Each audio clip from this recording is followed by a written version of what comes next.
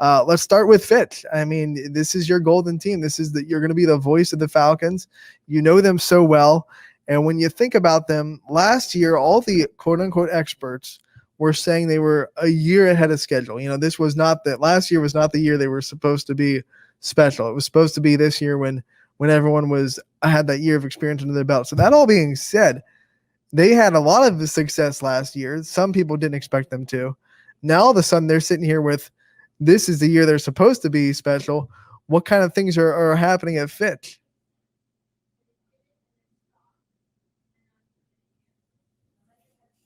Let's fix that real quick. Looking at Fitch and looking at all the AAC teams, and here's what I did. I basically looked at the teams. I looked at the departures. I looked at the players that are returning, players that are going to be looking to make a big impact. And I looked at a couple of big games on the schedule and just kind of breezed through each one of their schedules, kind of highlighted a couple of games.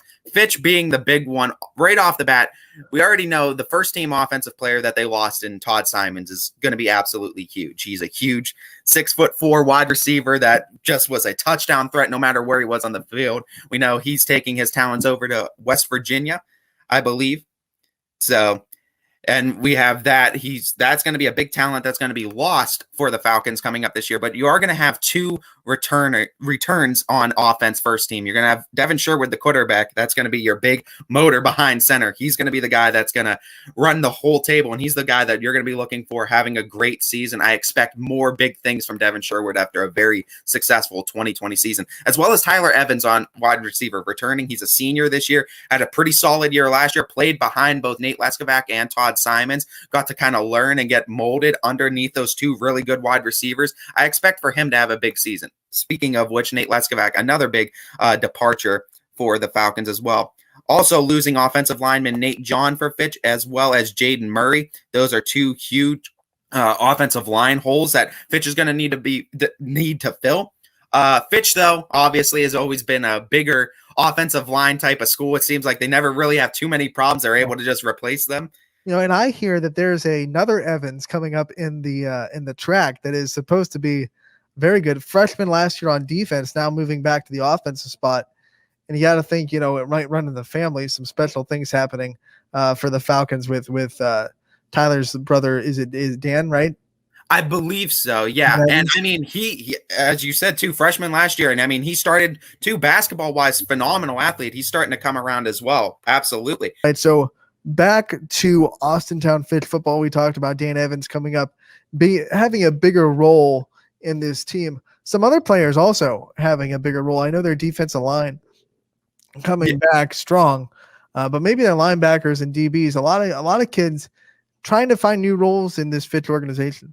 Well, looking at it too, and you want to look at the AAC, what their honors were. Looking at some returning players as far as that's concerned, first team defense, AJ Bird, defensive line, and Cam Smith, defensive back, are both going to be coming back. You lose Nate Leskovac at linebacker, but both Cam Smith and AJ Bird really demonstrated the ability to play in big time moments too, and really started coming up big. Cam Smith especially started developing more and more, and I think also going into basketball that helped him more. He started getting more playing minutes, and I think just being around the athletes at Fitch and just being around it, because you got to remember, he's a younger guy coming in, I think his junior year this year. I'm expecting a big step up from Cam, and I think he's ready to take that big step up. Really started to mature a lot during the season, and he's a guy I'm going to be looking for. Also, some returning another defensive lineman, and Donovan Oliver is going to be another one to pay attention to. They also lost Jameer Robinson and Kyrie Long, though, linebacker and then defensive back, respectively. So Fitch, it's going to be interesting. I think going into this year, though, if we want to, before we get to the big games, I think the biggest thing to look up for Fitch is the fact that you have your offensive player of the year, the AAC offensive player of the year, and Devin Sherwood returning. And like I said, the offense is going to go as far as he's going to take them, because the receivers, he had very talented receivers. The receiver core is going to be talented. He still does. He's still going to have that talent there. It's going to go as far as he's going to be able to take them. And we saw him got injured in that Warren Harding game. Unfortunate that he wasn't able to finish that game out, because I know he wanted to in that playoff game last year to end Fitch's season. But I think he's going to be coming back with a vengeance. The big question mark, I think, for Fitch this year is just offensive line. They lost 3 starters on the offensive line in both Nate John, Garrett Hogan, as well as Jaden Murray. So you got 3 holes on O-line.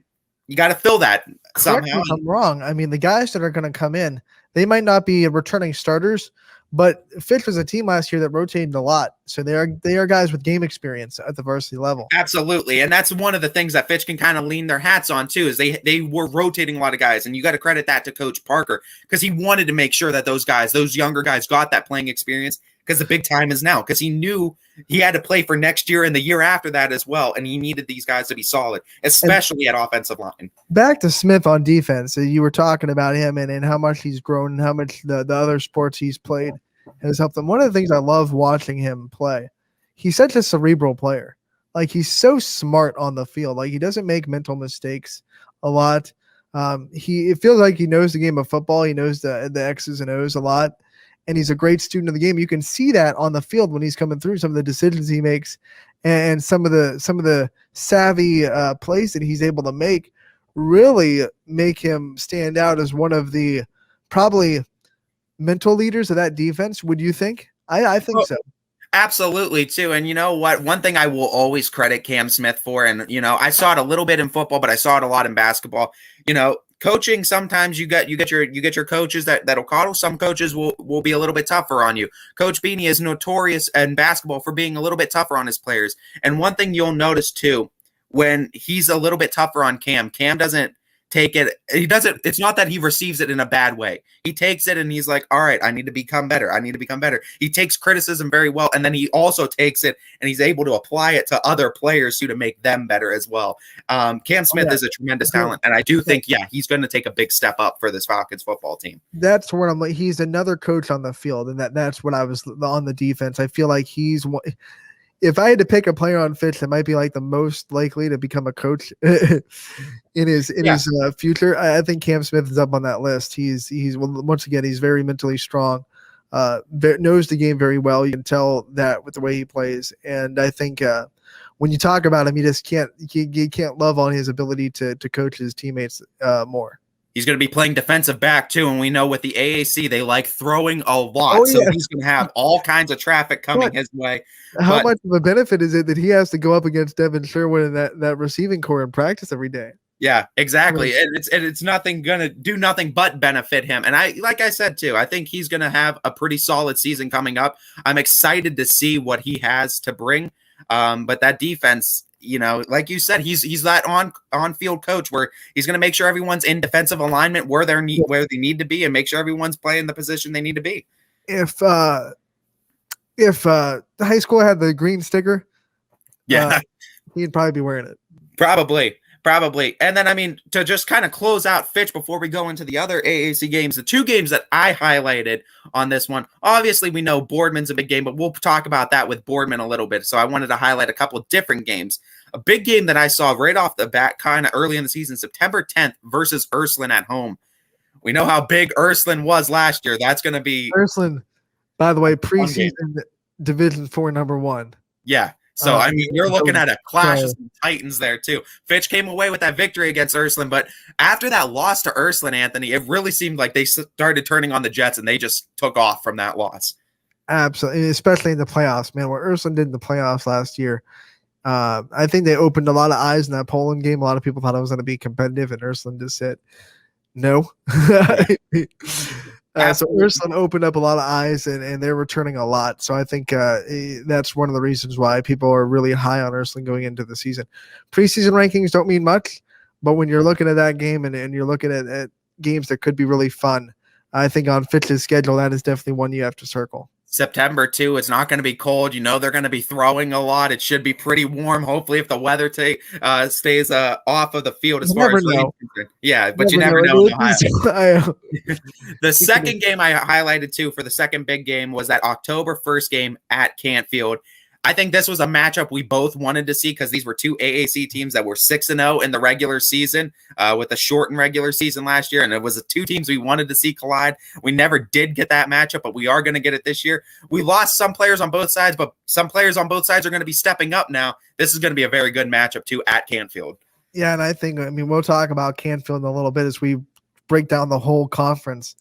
But that matchup is going to be so fun because when you look at it, and you match them up on each position, it's like each team has a couple of advantages in different spots, but no team has the distinct advantage on paper when you look at matchups. And I mean, looking at the two teams that have like some of the most returns, you got Canfield, Boardman has a lot, and Fitch. So, I mean, a lot of returns as far as that talented teams that they had last year.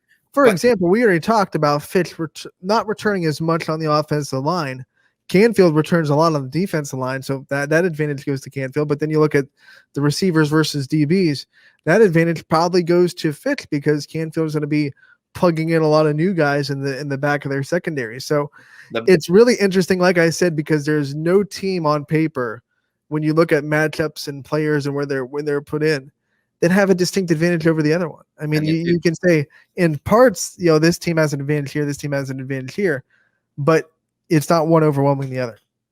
No, and the two returns you honestly really need to pay attention to, Devin Sherwood, Brock Lowry.